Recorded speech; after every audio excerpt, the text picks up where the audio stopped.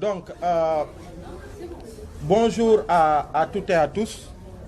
Et au nom de tout le comité d'initiative, je présente d'abord nos plates excuses aux journalistes et à tous ceux qui ont tenu à être là à temps pour honorer de leur présence cette conférence de presse. Nous sommes vraiment désolés de ce retard, un gros retard d'1 heure. Donc on va commencer cette conférence de presse et quand vous voyez les figures et les organisations qui sont autour de cette table et ce qui arrive d'ailleurs, vous pouvez deviner aisément ou comprendre aisément l'urgence de l'heure ou l'urgence de la question. Une question qui transcende les appartenances. C'est la question de la Constitution du Sénégal, la problématique du mandat présidentiel. La plupart d'entre vous sont témoins des événements, de tout ce qui s'est passé entre 2011 et 2012. Tout le combat citoyen qu'il y a eu autour de Touche pas à ma Constitution, autour du M23, contre une troisième candidature de Abdoulaye Wade, que la Constitution ne permet pas, et il a voulu malgré tout ça forcer. Vous avez eu tout le combat héroïque du peuple sénégalais. Mais tout le combat aussi qui a impliqué des hommes politiques, à l'image de l'actuel président de la République, Macky Sall, qui a été le principal d'ailleurs bénéficiaire de cette lutte historique du peuple sénégalais. Et vous avez pu voir aussi qu'après ça, après l'alternance, il y a eu des réformes qui ont été engagées pour permettre de clore pour de bon ce débat sur troisième candidature au Sénégal. Et après cette réforme, d'ailleurs pour justifier cette réforme de la Constitution, en tout cas cette révision de la Constitution, vous avez pu entendre le président de la République à maintes reprises dire que conformément à l'esprit qu'il a amené au pouvoir, qu'il était important d'en finir avec ces questions de troisième mandat présidentiel.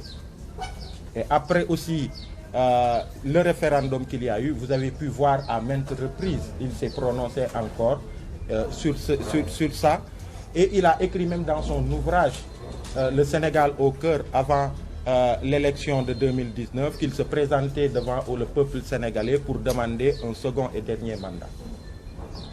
Vous avez remarqué aussi que depuis un certain moment, il y a un doute qui s'installe dans la tête des Sénégalais par rapport à, en tout cas, par rapport au respect de la Constitution, cette disposition de la Charte fondamentale, mais aussi le respect de la parole donnée qui est la première personnalité de ce pays, qui est le père de la nation. Et nous avons estimé, en tant que société civile, qu'il était important d'avoir cette initiative-là pour que les vieux démons de 2012 ne se réveillent, mais pour aussi qu'on ne vive pas ce qui s'est passé en mars 2021 au Sénégal, avec les événements qu'il y a eu. Et donc, il y a eu un comité, un groupe de citoyens de la société civile qui a pris l'initiative de mettre en place cette plateforme citoyenne Diamaguène troisième mandat. Son nom parle de lui-même. Et l'objectif, c'est de Dogale Mbirni.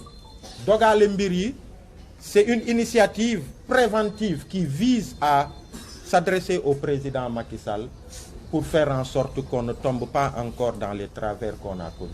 Et c'est une initiative qui est lancée, qui va être lancée aujourd'hui et qui est ouverte à tous les citoyens sénégalais, de quelque bord qu'ils soient. Parce que la question dont il est, la problématique dont il est question transcende les appartenances.